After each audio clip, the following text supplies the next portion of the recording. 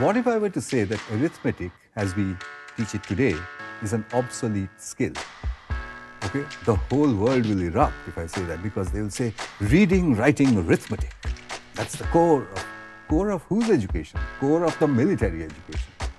Go back 200 to 300 years in this country and say that, 300 years later, no one's going to teach anybody how to shoot a gun, and no one's going to teach anybody how to ride a horse. And the teacher is going to say, but, those are basic life skills. This guy will get killed when he moves out. And you have to say, no, ma'am, the world will have changed. These things will become sport. Shooting is a sport. Horse riding is a sport. Will arithmetic be a sport in 2061? A 5-year-old today, by the time he's 25, it's going to be 2031. Can any teacher say that they're preparing that child for 2031, for an unknown world?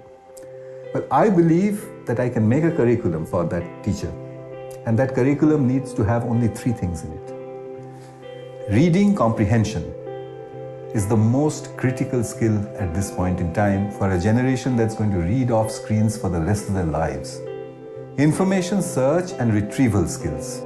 If people know what are keywords, follow a link or not, it's a key skill. If arithmetic is an outdated skill, this is the skill that will replace it. And finally, if a child knows how to read, if a child knows how to search for information, how do we teach them how to believe? See, in our adult heads, each one of us has a little mechanism. It comes from different places. You and I have different mechanisms of how to believe. Sometimes we say, this is obvious.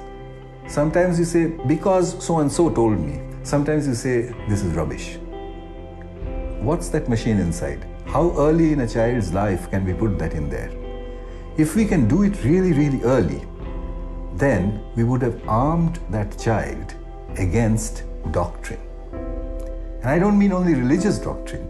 I mean doctrine in all its forms.